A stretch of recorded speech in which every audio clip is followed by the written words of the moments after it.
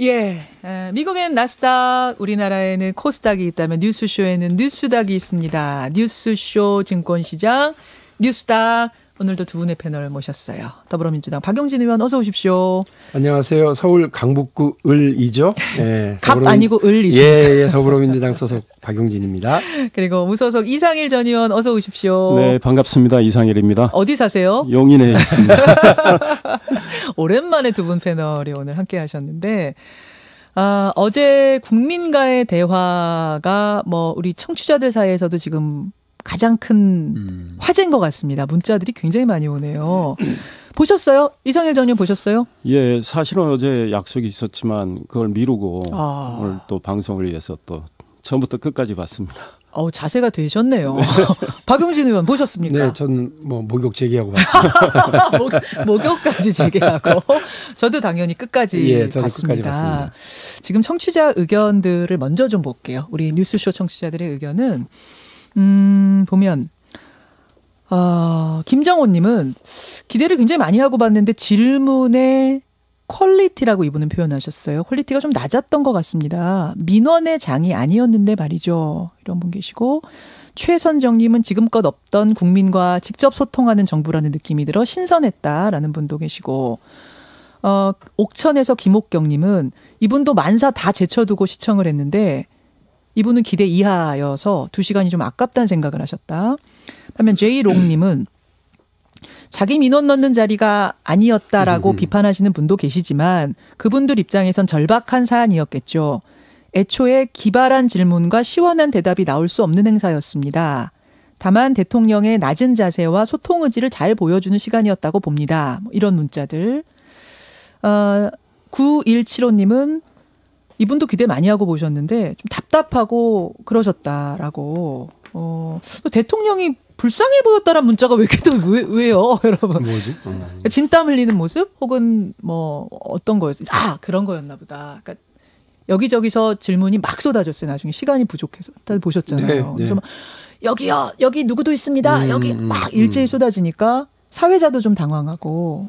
뭐 그런 모습 때문에 여러분 지금 대통령이 불쌍한 게 아니라 배철수 씨가 진짜 불쌍하던데. 배철수 씨 깜짝 놀랐어요. 3년을 늙는 보는 기분이었다. 우리도 3년 늙었어요. 잖아요. 배철수 씨 말이. 완전히 그 멘붕에 빠진 배철수 씨를 보면서 어쩜 좋아. 좀 이렇게 진행 자체도 매끄럽지 못했고요. 그러니까 나중에 정말 본인이 이거 어떻게 해야 되나 하는 막 당황하는 게 느껴지니까.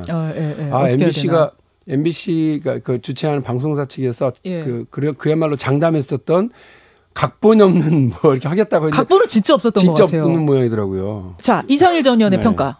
각본은 뭐 없었다는 거 인정하고 이미 읽어주신 그런 우리 애청자들의 그 뜻은 다 일리가 있다. 이해가 된다.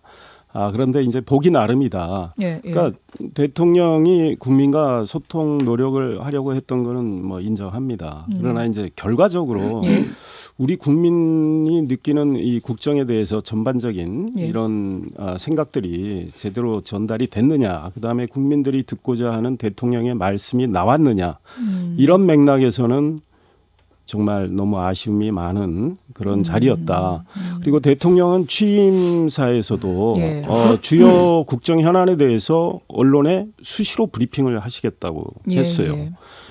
그렇다면 이거는 이미 지나간 거고, 저는 일종의 대화 쇼 느낌이 있었단 말이죠. 연출은 안 했지만.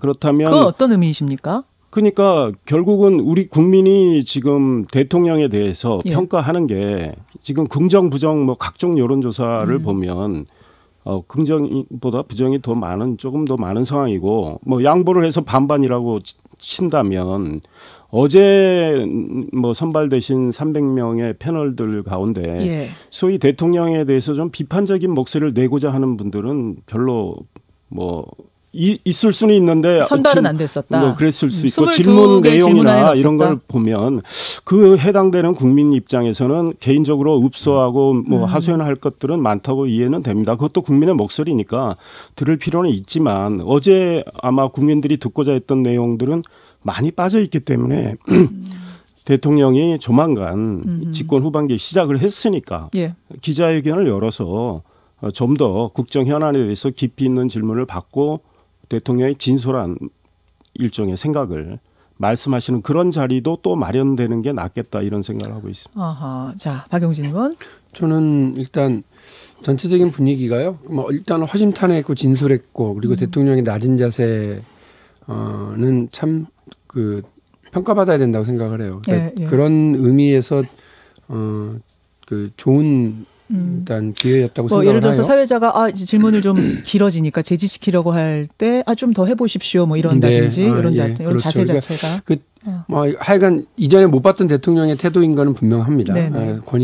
권위 같은 걸 전혀 찾아보기 어려운 그런 자리로서 국민들에게 일종의 정서적인 어떤 그 일체감 이런 걸 만들어내는 거는 저는 의미 있었다고 생각을 해요. 그러나 이제 다만 그 송곳 같은 질문, 예. 네 그리고 대통령을 불편하게 할 수도 있는 질문 이런 것이 나오지 않았다고 아쉬워하는 분들이 계시는데 사실 그런 자리는 그 관훈 클럽이죠. 그래서 베테랑 기자들이 이렇게 대통령이든 누구든 불편해하든가 말든가 그냥 이렇게 툭툭툭 던지면서 반박도 하고 그런 그런 자리가 그 기대하시는 그런 자리가 되겠죠. 그러니까 저는 아까 말씀하신 것처럼 그 기자들하고 별도의 자리를 갖는 거 필요하다고 봅니다. 아하. 예. 그리고 그렇게 해서 국민들이 좀 뭐 비판적인 목소리도 기자들이 대변하고 예. 그리고 또 필요한 반박 이거 대통령이 또 보다 대통령도 사실 어제 그 필요한 얘기를 농도 깊게 못 하신 건 있어요. 예를 들어서 어제 117분 동안 진행이 됐는데 언론개혁에 대한 질문이 하나도 안 나와서 네. 이 얘기 아마 대통령도 청와대도 하고 싶었을 얘기인데 그렇죠. 이런 거 다 못했거든요. 그러니까 대통령으로서도 하고 싶은 말씀 못한 게 많고 네. 그리고 또 이 시간적 제약 때문에 그냥 이렇게 장담을 해서 안심시키거나 예. 아니면 잘하겠다라고 하는 이런 자신감을 보여주거나 이런 정도로 끝내야 되는 경우가 많았던 거죠. 그러니까 구체적인 대안, 구체적인 정책 이런 것들 대통령이 왜 없었겠어요. 그러니까 그런 거를 이야기하실 수 있는 자리가 아니었다라는 점. 그래서 저는 어제 자리, 그 자리는 그 자리로서의 의미가 있고 또 말씀하신 것처럼 별도의 자리는 따로 마련해서 이렇게 좀 서로 주고받고 대통령이 국민들에게 구체적으로 정책과 대안을 말씀하실 자리는 필요하다고 생각합니다. 알겠습니다. 어제 제가 느낀 건 대통령의 또 어법과 일종의 태도인데 예컨대 최저임금 인상과 관련해서 예. 너무 속도가 빨라서 소상공인이나 자영업자들이 어려움이 있을 수 있다. 그다음 한계선상에 있는 노동자들이 고용시장에서 밀려날 수 있다. 예. 이런 식의 표현을 계속 하셨어요. 그런데 이미 굉장한 어려움을 겪고 있고 이미 밀려나서 고통을 겪고 있습니다. 그러니까 대통령의 정책이 대통령은 전반기에 올바른 방향을 잡았다. 후반기에도 계속 가겠다.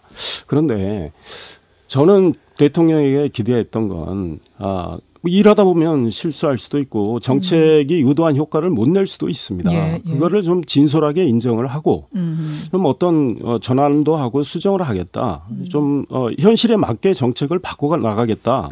이런 태도가 필요하다고 봐요. 조국 전 장관 임명과 관련해서도 예.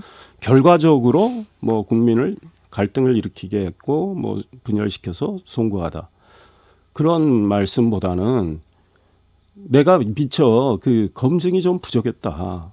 내가 원래 이런 의도로 이분을 임명하려고 했는데 사실 많은 국민들이 보기에 도저히 납득할 수 없는 불공정과 정의에 어긋나는 그런 일들이 확인되고 있어서 나도 좀 어제 사과로 불충분했다고 보시는 거예요? 그렇죠. 자, 결과적으로 그러면, 분열을 시켜서 송구하다. 사과 말씀드린다 이렇게 했는데 본인의 인사 실패. 조국 전 장관 문제뿐 아니고 취임사에서 나를 지지하지 않는 국민도 인재라면 삼고초려해서 쓰시겠다. 이렇게 말씀하셨는데 지난 전반기에 나의 이 인사 패턴이나 이런 것들이 좀 너무 편협했다. 좀 코드 지향적으로 해서 그랬는데 그래서 실수가 좀 있었는데 알겠습니다. 후반기는 달리 그렇게 가겠다. 그렇게 했었으면 좋았겠다라는 이상일 전 의원의 평가신데 대통령이 어제 지소미아 또 지금 말씀하신 이제 조국 전 장관 사태에 대한 이야기 또 모병제 얘기도 있었고요. 뭐 이런 것들이 부동산에 대한 이야기도 있었고 좀 제가 모아봤거든요. 답변을 들어보시죠. 국민들에게 오히려 등을 주고 또 국민들을 또 분열시키게 만들고 한 점에 대해서는 정말 송구스럽다는 말씀을 드리고 다시 한번 이렇게 사과 말씀을 드립니다. 그러나 이번 기회에 검찰 개혁의 어떤 중요성이랄까 절실함 같은 것이 다시 한번 좀 부각된 것은 한편으로는 좀 다행스럽다는 생각이 듭니다. 부동산 문제는 우리 정부에서는 자신 있다고 장담하고 싶습니다. 대부분의 기간 동안 지금 부동산 가격을 잡아왔고요. 전국적으로는 오히려 하락했을 정도로 안정화되고 있습니다. 마지막 순간까지 이 지소미아 종료라는 사태를 피할 수 있다면 일본과 함께 그런 노력을 해나가겠습니다. 제3차 북미 정상회담이 열린다면 반드시 성과가 있을 것이라고 보고 그러면 남북 관계도 훨씬 더 여지가 생겨날 겁니다.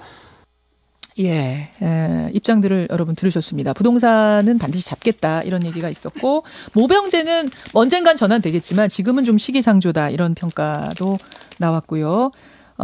또 지소미아 관련해서는 그러니까 철회 입장 유지. 다만 그 전까지 일본이 태도를 좀 바꿨으면 좋겠다. 이런 이야기들이 나왔습니다.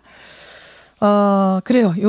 지금 문자가 엄청나게 들어오는데 여러분들의 평가 많이 들어오는데 어떤 분이 탁현민 행정관이 연출한 건가요? 그러셨는데 탁현민 행정관이 연출한 거 아닙니다. MBC에서 다 맡아서 한 거죠. 청와대가 개입한 게 아니고요.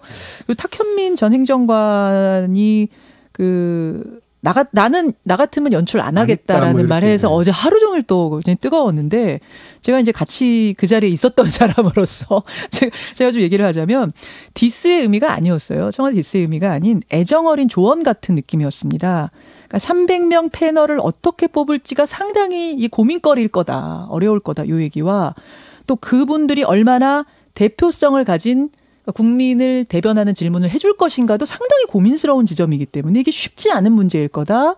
이 얘기와 대통령이 이미 충분히 기존 과거의 대통령들과는 달리 평소에도 소통을 많이 하고 있기 때문에 이 부분에 방점을 찍으면서 그래서 그런 의미에서 이게 쉽지 않은 자리인데 이런 의미였는데 좀 상당히 좀 논란들이 그 현장의 맥락과 다르게 좀 전개되는 것이 탁현민 위원으로서는 답답하겠다는 생각도 들더라고요. 어쨌든 탁현민 씨가 얘기한 우려했던 바의 일부가 좀 어제 현장에서 드러나서 보는 사람도 약간 놀랐어요. 저는. 그래요. 자, 탁현민 행정관 마지막 이야기. 대통령이 이미 소통을 잘하고 있다. 저는 절대 동의 못합니다. 소통에 총량이 많다 이렇게 말씀하셨어요.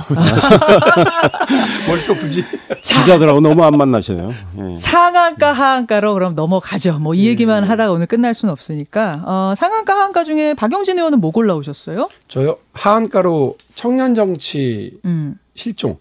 청년 정치 실종 잠깐 기다리시고요. 이상일 전 의원. 저는 이 지소미아와 관련해서 청와대 국가안보실의 이 강경파들의 판단력 답답하다.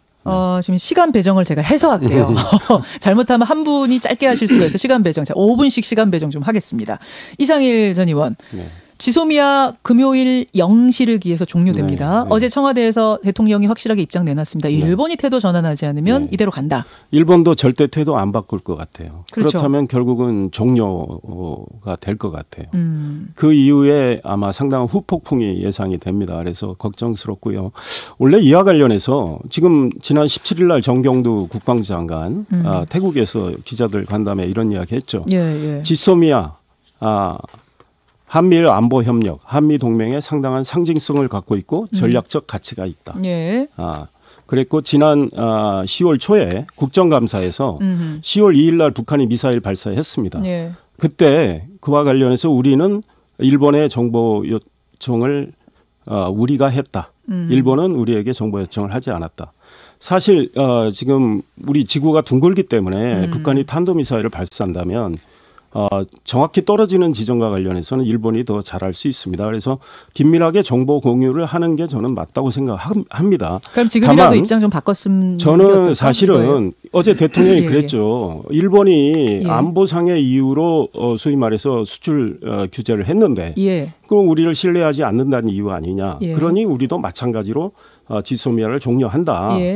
그런데 그 일본이 생각하는 그 의혹은 터무니없는 거다. 아하. 터무니없는 거라고 생각하면 우리가 의연하게 지소미아는 종료하지 않고 일본의 주장이 잘못됐다고 지적을 하면 돼요. 그다음에 사실은 일본의 그 수출 규제 문제도 이제 강제징용의 우리 대법원 판결에서부터 비롯된 거 아니겠습니까? 그러면 그와 관련해서 한일 청구권 협정과 관련해서 일본이 중재를 요구했는데 우리는 또 그걸 묵살했던 측면이 있어요. 그러니까 이게 어딘 한 군데만 탓하기 어려운 지점이 있단 말이죠.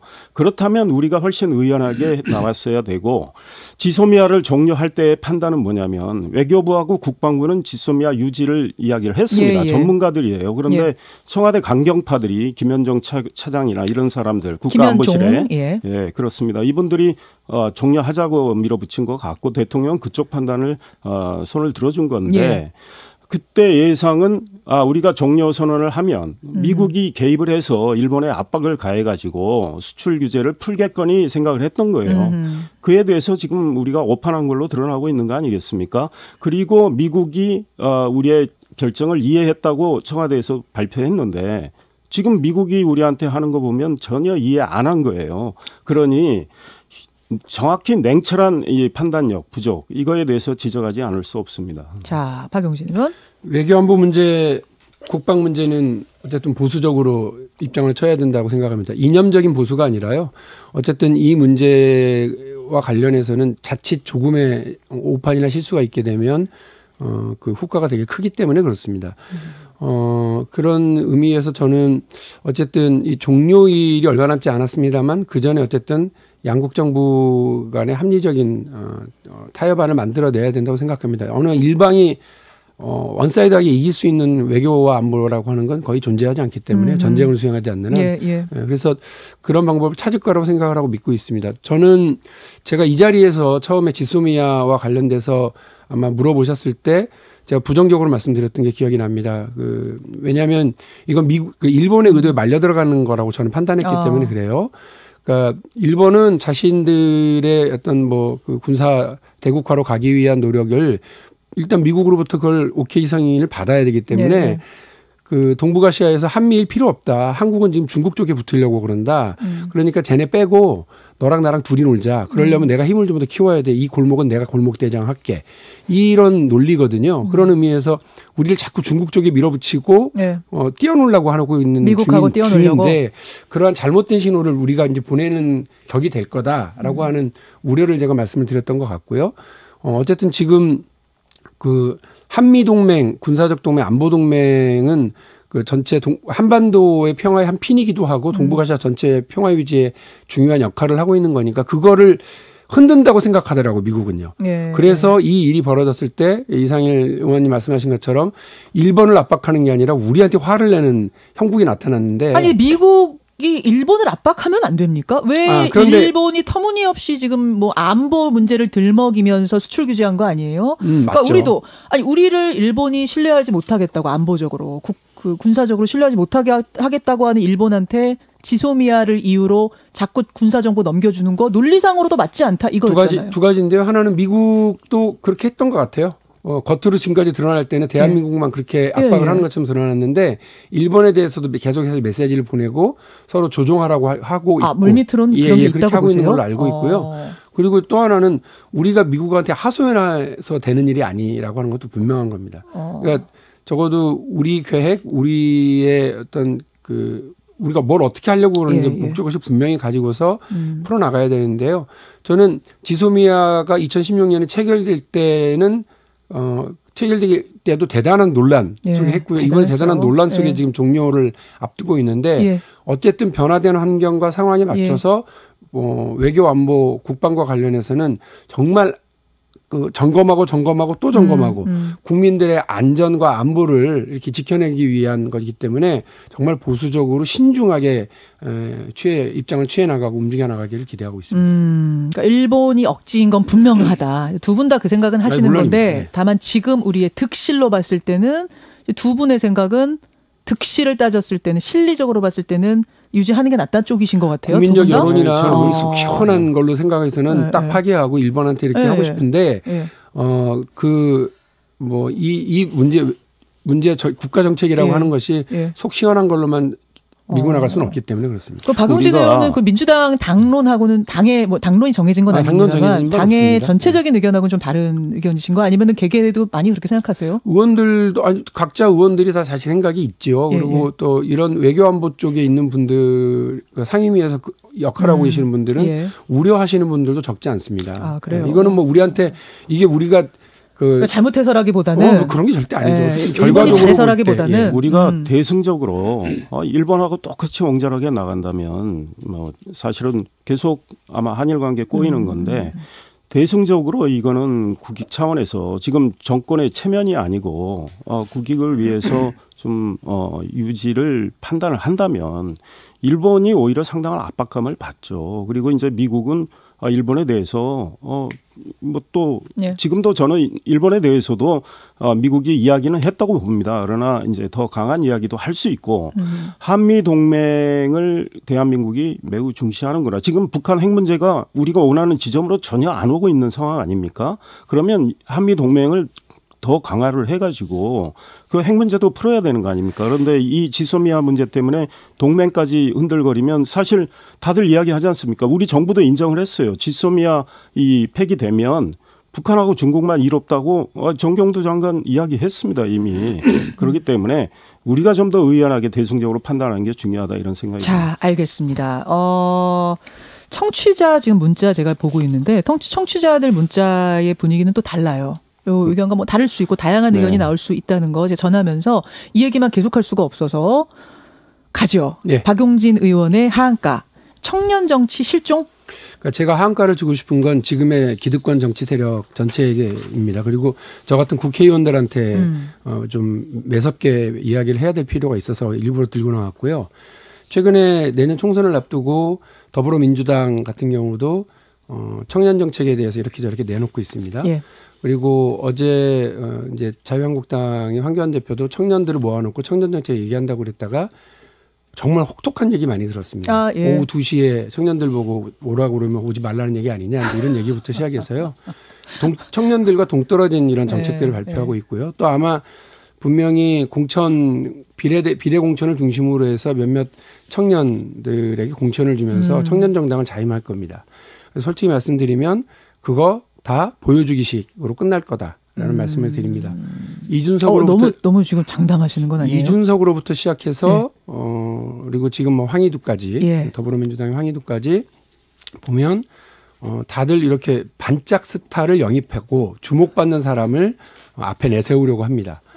그런데 이런 방식으로 해서 언제까지 할 겁니다. 그럼 대한민국은 1000년이 가도 100년이 가고 1000년이 가도 청년은 그냥 이벤트로 깜짝 영입의 대상으로 되지 스스로 성장하거나 그 대한민국의 미래를 책임져 나갈 수 있는 세대로 성장하지 못합니다. 왜?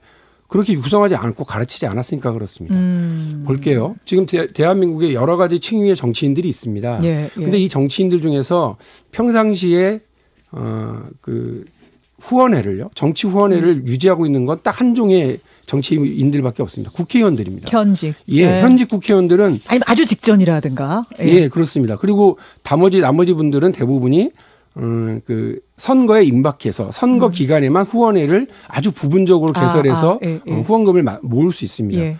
그런데요, 기초의원들, 광역의원 선거에 나가는 사람들은 후원회를 둘 수도 없습니다. 금지되어 있습니다. 그러네요. 기초의원을 하는데 약 4천만 원 정도가 들어갑니다. 구의원, 군의원을 얘기합니다. 그리고 서울시의원, 뭐 경기도의원 이렇게 광역의원 같은 경우는 8천만 원 정도가 들어갑니다. 이거는 선거관리위원회가 책정하는 한도입니다. 이 정도는 돈을 쓰셔도 됩니다. 30대 초반의 젊은 사람한테 4천만 원이 어디 있습니까? 30대 초반의 젊은 사람한테 8천만 원이 어디 있습니까? 제도적으로 안 된다는 얘기군요. 근데 이분들이 선거를 해요. 그럼 그게 무슨 말이에요? 어머니 아버지가 부자거나 장인 장모가 부자거나 아니면 시아버지 시어머니가 부자인 경우에요. 실제로 그런 청년들이 정치한다고 나서는 경우가 많아요. 그렇습니다. 그럴 수밖에 없습니다. 보면, 안 그러면 뭔지 아세요? 못하니까. 불법적으로 돈을 누군가한테 받은 거예요. 어떻게 대한민국에서 한두 살 정도의 젊은 사람이 그 4천만 원 정도를 감당을 합니까? 쉽지 않죠. 이거 쉽지 않은 일입니다. 그러니까 이렇게 구조적으로 청년 정치에 담을 쳐놓고 국회에서는 그러면 이 일을 열어주자. 지방 의원들도 그 후원회를 개설할 수 있도록 선거법을 개정하자. 국회의원들이 반대합니다. 아, 그런 얘기를 박용진 의원이 많이 하셨었죠. 법을 냈어요. 법까지 내셨었던 예, 거예요? 법을 내고 법안까지? 논의를 하는데 뭐 이건 로비의 창구로 열릴 거다. 그리고 국회의원들에게 오히려 더 불리한 환경이 조성될 거다. 심지어는 매우 버릇 나빠질 거다. 이런 얘기까지 들었어요. 그러니까 저는 이런 식으로 국회의원들이 자신들은 1년 내내 후원회를 열어서 모금하게 하고 그다음에 선거 때 또 모금할 수 있도록 열어놓고서 다른 기초의원, 광역의원들에게는 혹은 심지어는 대통령으로 나서겠다는 후보자들조차도 제한적으로 할 수밖에 없게 만들어 놓으면 이건 국회의원 중심의 입법권을 가지고 있는 국회의원 중심의 또 정말 노골적인 기득권이라고 보는데요. 이런 식으로 하면 어떻게 청년들이 그러니까 기초의원부터 도전해서 정치의 경험을 쌓고 광역의원으로 나가서 보다 더 폭넓은 경험을 하고 그리고 나서 국회의원에 도전하거나 아니면 뭐 시도지사로 도전하거나 이럴 수 있는 통로를 다 막아놓는 거거든요. 저는 청년 정치 필요하다 이 얘기는 참 많이 들었지만 이렇게 접근하는 시각은 처음 들었어요. 그러니까 후원회를 막아놓고 청년 정치 하라는 얘기는 어불성설이다. 그렇게 되니까 다들 이 선택권, 간택권을 가지고 있고 공천권을 가지고 있는 사람들에게 가서 예뻐 보이고 그들의 입맛에 맞는 모습을 보이려고 하고 그다음에 깜짝 스타가 되려고 노력하는 청년들은 있지만 구체적으로 골목에서부터 정치를 배우고 시장에서부터 경험을 쌓는 그런 젊은 청년 정치인들이 없는 거예요. 자, 이것에 물론 부작용도 또 염려되는 면이 있을 수는 있겠지만 이 굉장히 신선한 화두를 지금 던져주신 것 같아요. 제가 29살에 처음 정치 시작하면서 똑같이 겪었던 고통이거든요. 겪었기 때문에. 29에 시작하셨던가요? 아, 그렇습니다. 자, 여기까지 오늘 일단 화두를 던져주시는 것으로 하고 이상일 전 의원 뭐 동의하시죠, 이 부분? 사실 100% 동의하고요. 비단 청년뿐 아닙니다. 그러니까 소위 말해서 중년이라도 정치를 하고자 하면은 역시 같은 문제에 직면하게 돼요. 그러니까 직전 의원이라도 결국은 생각해보면 후원회를 둘 수가 없어요. 현직만 둘 수 있어요. 총선 치르기 직전에만 되니까. 시작부터 불평등한 거죠. 자, 이 문제까지 오늘 던지면서 두 분과의 뉴스닥 인사 나누겠습니다. 고맙습니다. 감사합니다. 네, 감사합니다. 박용진 의원, 이상일 전 의원이었습니다. 김현정의 뉴스쇼는 청취자 여러분의 참여로 이루어집니다. 트위터, 페이스북, 레인보우 게시판, 그리고 단문 50원, 장문 100원의 유료 문자 샵 1212, 우물정 1212 통해 참여하실 수 있습니다. 김현정의 뉴스쇼, 여러분과 함께 만듭니다.